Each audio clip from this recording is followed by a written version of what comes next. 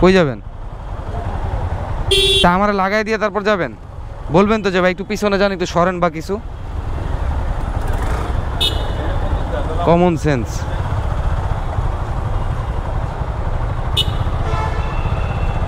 আলগায় নিয়ে যান বাইকটা, সবচেয়ে ভালো হয়। আমি সিটিতে 30 না তো 30-35 এভারেজ মাইলেজ পাই, আর এটা নিয়ে আমি স্যাটিসফাই, কারণ এটা হচ্ছে একটা 4 ভ্যালভের 160 সিসি একটা ইঞ্জিন।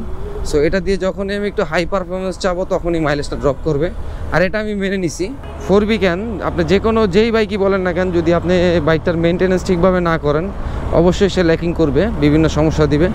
আর আমার বেলাও এর থেকে বাইরে কিছু না, এরকম কিছুই হয়েছিল, মাইলেজটা ড্রপ করতেছিল। শুরুতেই গলদ, অফিস থেকে বের হয়েছি, ক্যামেরাটা লাগাইছি আর ক্যামেরাটা হ্যাং করছিল। সো আসসালামু আলাইকুম everyone, this is Naimur Rahman Riyad and welcome to my YouTube channel. Office থেকে বের হইলাম, সাথে ভাই আছে, যাবো হচ্ছে কারণ বাজার, একটু কাজ আছে ছোট্ট, ওইখান থেকে কাজটা সেরে তারপর বাসায় যাব। সময় বাঁচতেছে হচ্ছে 7:17। যদিও আপনারা মিটারে কিছুই দেখতেছেন না, শুধু মিটার না, এই দুইটা সামনে যে ডিআরএল আলো, এই ডিআরএল এর লাইট দুইটা অনেক চোখে লাগে রাতের বেলা। আর গতকালকে বাইকটার একটু ছোট একটা সার্ভিস করাইছি। ছোট সার্ভিস বলতে বাইকটা অনেক অপরিষ্কার ছিল। গত 1.5-2 মাসে আমি বাইকের অযত্নে বাইকটা অনেক প্রবলেম করতেছিল, যেমন এয়ার ফিল্টার ঠিকঠাকভাবে চেঞ্জ করতেছিলাম না ঠিকঠাক সময়, প্লাস হচ্ছে ইঞ্জিন অয়েল যেখানে আমি 1000-1100-তে ফালাই দিই, সেখানে প্রায় 1300-1400 কিলো চালায়, তারপর মেবি 1300 কত কিলোতে যেন কালকে চেঞ্জ করছি। সো এই আসলে এই একটা জিনিস কি, আপনি যেরকম যত্ন দিবেন সেরকম আপনাকে সার্ভিস দিবে। লাস্ট টাইম আমার বাইকের মাইলেজ কমে প্রায় 28-এ চলে আসছিল। আমার রিজার্ভ ট্যাঙ্কিতে যে 1 লিটার তেল থাকে, সেই তেল দিয়ে আমি আমার বাইকটা তেল আনার উদ্দেশ্যে পাম্পে যখন যাইতেছিলাম,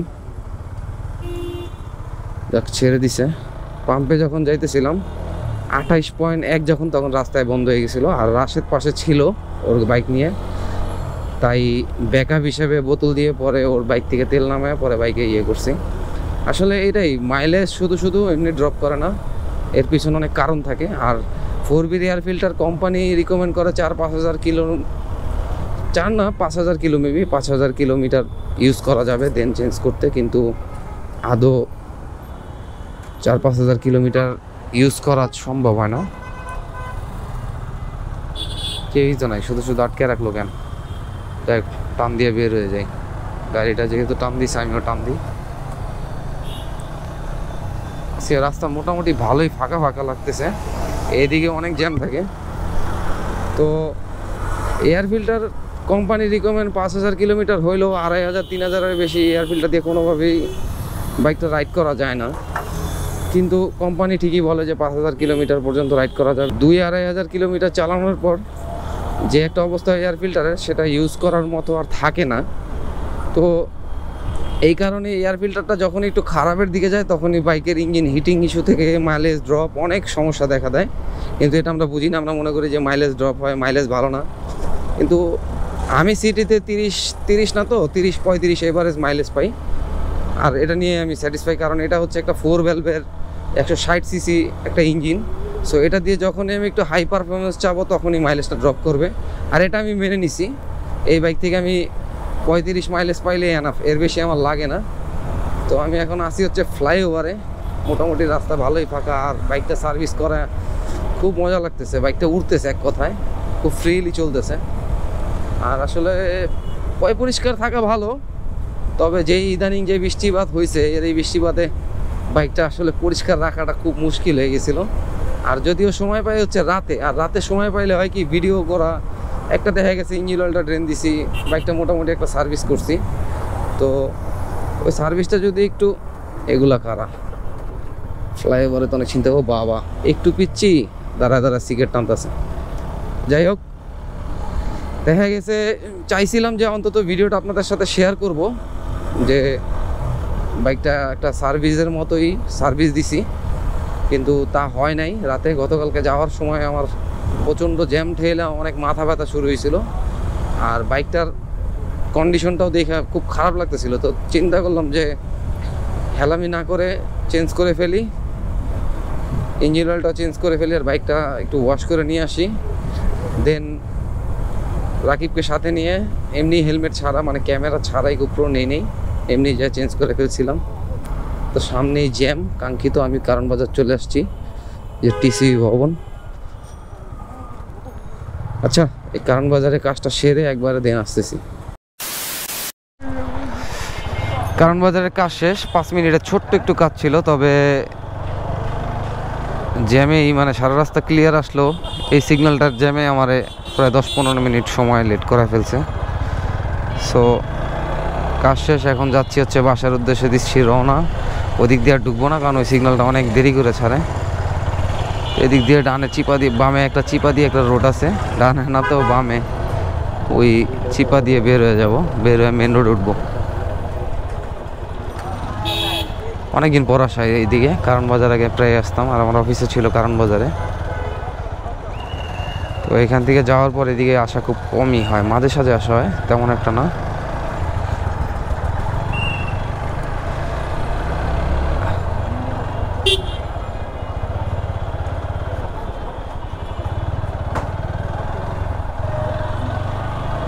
এই দিছিল তো এখনই।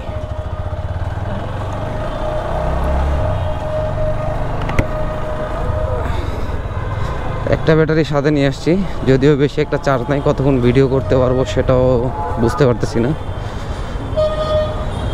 এদিক দিয়ে ডানে চলে যাব, আমরা যাব হচ্ছে ধানমন্ডি। আসলে আজকে বাইকটা চালায় খুবই মজা পাইতেছি, কারণ বাইকটা খুব ফুরফুরা লাগতেছে।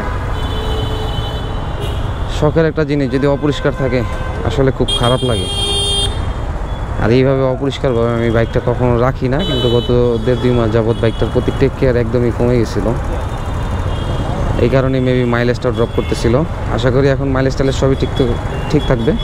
আসলে এগুলো দোষ হচ্ছে আমাদের নিজেদের, কারণ একটা জিনিস মনে রাখবেন যে আপনি আপনার যে কোনো জিনিস যেরকম যত্ন করবেন ও আপনাকে ঠিক সেরকম সাপোর্টটা দিবে। আমরা ওরকম টেক কেয়ার করি না বিধায় বাইকের মাইলেজ ফল করে, মাইলেজ ড্রপ করে। অনেকের ধারণা যে 4B বাইক মাইলেজ অনেক কম দেয়, এখন অনেকটা কম দেয়। কত, আমি তো হাইওয়েতে ভালো একটা মাইলেজ পাই, হাইওয়েতে 40+, আমি 47 পাইছি কক্সবাজার রোডে। তবে সেই মাইলেজটা তো আর সিটিতে আমি কোনোভাবে পাবো না। আমি যখন কক্সবাজার গেছিলাম প্রায় আরও এই গতবার শীতের আগের শীতে, তখন আমি মাইলেজ দেখা গেছে ফুল ট্যাঙ্কি লোড করছি, আর আসার সময় 700 কয় টাকা যেন তেল আমার বাইকে ঢুকছিল। তো ডাইরেক্ট চলে গেছি কক্সবাজার। পরে হিসাব করে ক্যালকুলেশন করে দেখলাম যে প্রায় 47 কিলোমিটার মাইলেজ আমি পাইছি। আর এই মাইলেজটা ড্রপ করে হচ্ছে একমাত্র এয়ার ফিল্টার। আর যখন বাইকটা টেক কেয়ার প্রপারভাবে করা হয় না তখন। কি ভাই, কই যাবেন? তা আমার লাগাই দিয়ে তারপর যাবেন? বলবেন তো যে ভাই একটু পিছনে যান, একটু সরেন বা কিছু, কমন সেন্স।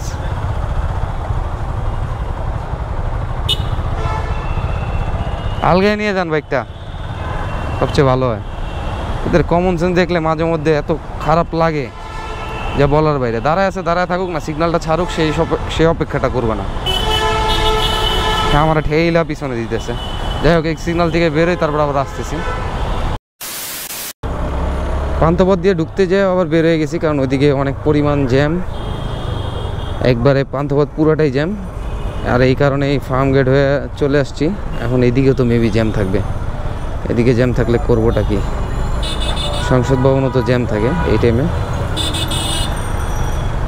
এখন দেখি যদি সংসদ ভবন জ্যাম হয় তাহলে সোজা চন্দ্রিমা উদ্যান বা যে জিয়া উদ্যান যেটাকে বলে ওই রোডটা দিয়ে চলে যাব। এছাড়া আর কোনো গতি নাই। এখন দেখি সামনে যায়। আচ্ছা, এই জ্যাম থেকে বেরোয় আসতেছি। যেটা বলতেছিলাম, 4B কেন, আপনি যে কোনো যেই বাইকই বলেন না কেন, যদি আপনি বাইকটার মেনটেনেন্স ঠিকভাবে না করেন অবশ্যই সে ল্যাকিং করবে, বিভিন্ন সমস্যা দিবে। আর আমার বেলাও এর থেকে বাইরে কিছু না, এরকম কিছুই হয়েছিল, মাইলেজটা ড্রপ করতেছিল। আর এই বাইকটা যথেষ্ট ভালো একটা বাইক, কিন্তু যদি আপনি এই বাইকের একটু হাই পারফরমেন্স চান, যেহেতু একটা 160cc 4 ভ্যালভের একটা ইঞ্জিন, তো যদি একটু হাই পারফরমেন্স চান তাহলে মাইলেজটা আপনাকে একটু কম্প্রোমাইজ করতে হবেই। এটা মানতে পারলে এই বাইকটা যথেষ্ট ভালো, মানে এই বাইকটা যথেষ্ট স্মুথ অ্যান্ড রিফাইনভাবে এই বাইকটা মার্কেটে লঞ্চ করছে। আর বাংলাদেশের বাজারের অন্যতম সমালোচনার বাইক হচ্ছে এটি। তো আজকের ভিডিওটা আর বড় করবো না, ভিডিওটা ভালো লাগলে একটা লাইক দিয়ে দিয়েন, আর চ্যানেলে নতুন হলে সাবস্ক্রাইব করে হয়ে যান আমাদের ফ্যামিলি মেম্বার। আর আপনাদের সাপোর্ট ভালোবাসা আমার অনেক কাম্য, কারণ আমার চ্যানেলটা এখনও মনিটাইজেশন হয়নি, তবে খুব শীঘ্রই হয়ে যাবে। সাপোর্ট করলে সবাই ভালো থাকবেন, সুস্থ থাকবেন। আল্লাহ হাফেজ।